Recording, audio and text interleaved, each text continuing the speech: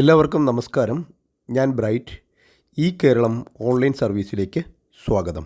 കേരളത്തിലെ employment എക്സ്ചേഞ്ചുകളിൽ register ചെയ്ത് കൃത്യസമയത്ത് പുതുക്കാൻ കഴിയാത്തവർക്ക് സ്പെഷ്യൽ റിന്യൂവൽ വഴി പുതുക്കാൻ ഇപ്പോൾ അവസരമുണ്ട്. കൂടാതെ കൃത്യമായി പുതുക്കി വരുന്നവർക്ക് റെഗുലർ റിന്യൂവലും ചെയ്യാവുന്നതാണ്. 3 വർഷം കൂടുമ്പോഴാണ് എംപ്ലോയ്മെൻറ്റ് രജിസ്ട്രേഷൻ പുതുക്കേണ്ടുന്നത്. ഇതിനായി സന്ദർശിക്കേണ്ട വെബ്സൈറ്റ് ഇതാണ്: employment.kerala.gov.in എന്നതാണ്. താഴെ ഡിസ്ക്രിപ്ഷനിൽ കൊടുത്തിരിക്കാം. വീഡിയോ ഇഷ്ടപ്പെട്ടാൽ ലൈക്ക് ചെയ്യാനും സബ്സ്ക്രൈബ് ചെയ്യാനും മറക്കാതിരിക്കുക. ഇവിടെ ഈ സ്പെഷ്യൽ റിന്യൂവലിലൂടെ നമുക്ക് സീനിയോറിറ്റി നിലനിർത്തിക്കൊണ്ട് തന്നെ, അതായത് മുൻകാല പ്രാബല്യത്തോടുകൂടി തന്നെ നമുക്ക് പുതുക്കിയെടുക്കുവാൻ സാധിക്കും. 10ാം മാസം 1994 മുതൽ 9ാം മാസം 2024 വരെ വിവിധ കാരണങ്ങളാൽ പുതുക്കുവാൻ വിട്ടുപോയവർക്ക്, മറന്നുപോയവർക്ക് ഇങ്ങനെ സ്പെഷ്യൽ റിന്യൂവലിലൂടെ പുതുക്കിയെടുക്കാം. 2025 ഏപ്രിൽ 30 വരെ ഇങ്ങനെ പുതുക്കിയെടുക്കുവാനും സാധിക്കും. ഈ പേജിൻ്റെ തന്നെ താഴോട്ട് വന്നു കഴിഞ്ഞാൽ നമുക്ക് പുതുക്കുവാനുള്ള ലിങ്കുകൾ ലഭിക്കും. ഇവിടെ നമുക്ക് എംപ്ലോയ്മെൻറ്റ് സീനിയോറിറ്റി അറിയുവാനുള്ള ലിങ്കുണ്ട്. അതുപോലെ തന്നെ റെഗുലറായിട്ട് പുതുക്കി വരുന്നവർക്ക് രജിസ്ട്രേഷൻ പുതുക്കുക എന്നുള്ള ലിങ്കിൽ പ്രസ് ചെയ്ത് പുതുക്കിയെടുക്കുവാൻ സാധിക്കും.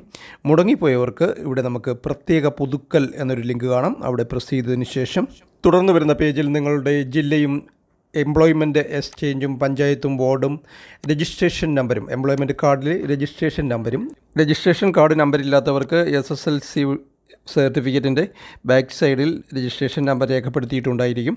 അതുപോലെ തന്നെ മൊബൈൽ നമ്പരും ഒക്കെ കൊടുത്ത് ഇവിടെ ഗെറ്റ് ഡീറ്റെയിൽസ് കൊടുത്ത് പുതുക്കാവുന്നതാണ്. ഇതിൻ്റെ വിശദമായിട്ടുള്ള വീഡിയോ ചാനലിൽ ലഭ്യമാണ്. അതുകൊണ്ടാണ് തുടർന്നുള്ള ഭാഗം കാണിക്കാത്തത്. ലിങ്ക് മുകളിൽ ഐ ബട്ടണിലും താഴെ ഡിസ്ക്രിപ്ഷനിലും എൻഡ് സ്ക്രീനിലുമായിട്ടൊക്കെ കൊടുത്തിട്ടുണ്ട്. ആവശ്യമുള്ളവർക്ക് അത് നോക്കാവുന്നതാണ്.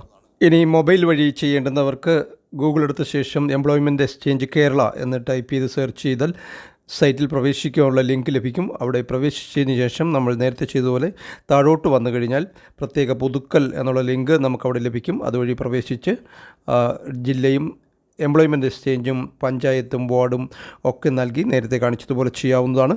കൂടാതെ ഇതിൻ്റെ മൊബൈൽ ആപ്ലിക്കേഷനും ലഭ്യമാണ്. എങ്ങനെ ഓൺലൈനായി ചെയ്യാമെന്നതിൻ്റെ വിശദമായ വീഡിയോ നേരത്തെ പറഞ്ഞതുപോലെ ചാനലിൽ ലഭ്യമാണ്. ലിങ്ക് എൻ്റെ സ്ക്രീനിൽ ഉൾപ്പെടെ കൊടുത്തിട്ടുണ്ട്. ഇതോടെ ഈ ഒരു വീഡിയോ ഇവിടെ പൂർണ്ണമാവുകയാണ്. Thank you for watching video.